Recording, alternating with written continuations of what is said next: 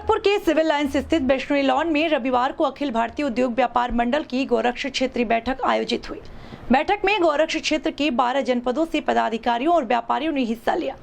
बैठक में संगठन विस्तार, व्यापारी सुरक्षा, सदस्यता अभियान, व्यापारिक समस्याओं के समाधान, शासन प्रशासन के साथ समन्वय और आगामी 3 सितंबर को लखनऊ में होने वाले प्रदेश स्तरीय व्यापारी महासम्मेलन की तैयारियों पर चर्चा हुई।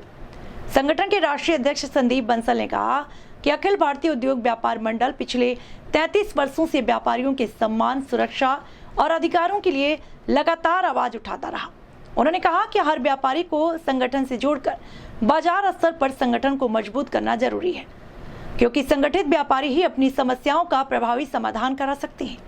उन्होंने बताया कि 3 सितंबर को लखनऊ के डॉक्टर भीमराव अंबेडकर अंतर्राष्ट्रीय केंद्र में होने वाले महासम्मेलन में प्रदेश के प्रत्येक जनपद से कम 100 व्यापारियों की भागीदारी का लक्ष्य रखा गया है। सम्मेलन में केंद्र और प्रदेश सरकार के वरिष्ठ मंत्रियों की सहभागिता के प्रयास किए जा रहे हैं, ताकि व्यापारियों से जुड़े महत्वपूर्ण मुद्दों पर सकारात्मक निर्णय हो सके। महानगर महामंत्री डॉक्टर भोलेंद्र नारायण दुबे ने कहा कि संगठन व्यापारियों के सम्मान, सुरक्षा और अधिकारों की मजबूत आवाज है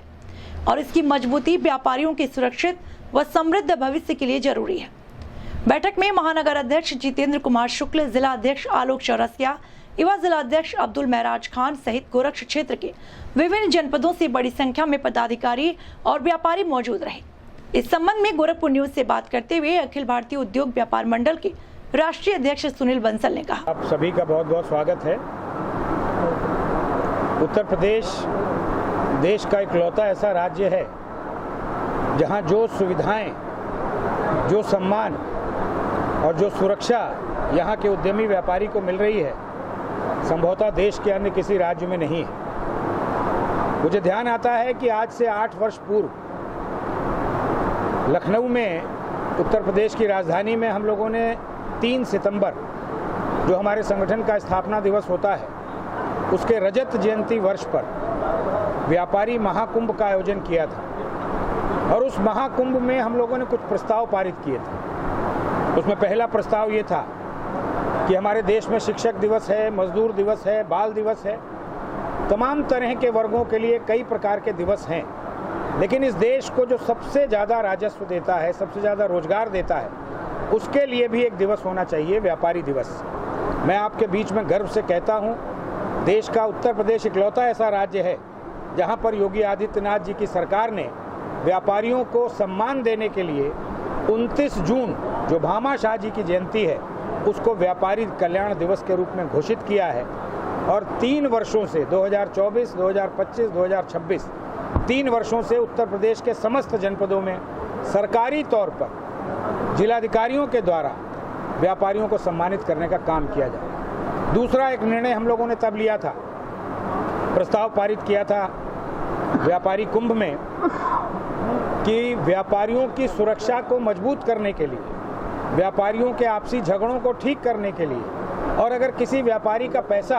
किसी दूसरे जनपद में रुक रहा है तो उसके लिए व्यापारी सुरक्षा प्रकोष्ठ का गठन किया जाए। मैं एक बार फिर से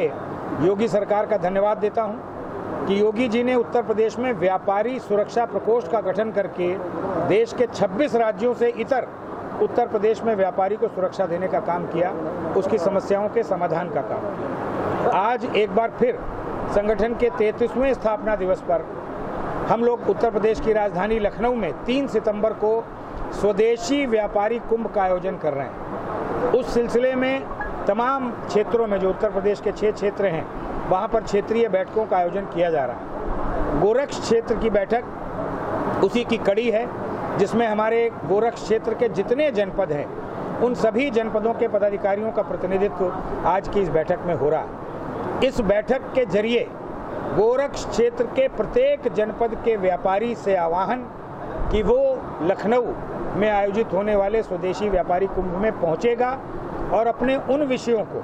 जो लगता है कि इनका निस्तारण होना चाहिए, उसको हम तक पहुंचाएगा और हम वहां से सरकार तक, प्रदेश की और भारत की सरकार तक पहुंचाएंगे। कुछ ऐसे विषय हैं जिनका चयन हम लोग कर चुके हैं। विशेष रूप से 10 लाख रुपए तक